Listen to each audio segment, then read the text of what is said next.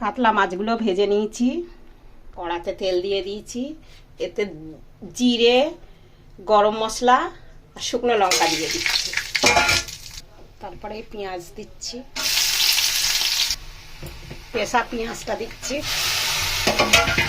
দিকে আদা রসুন আর কাঁচি পিষে নেব, এই পেস্টটা এই দিয়ে দিলাম।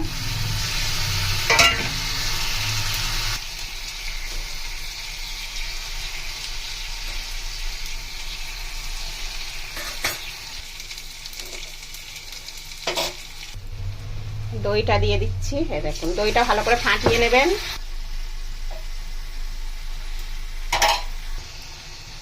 কাঁচু পেঁচা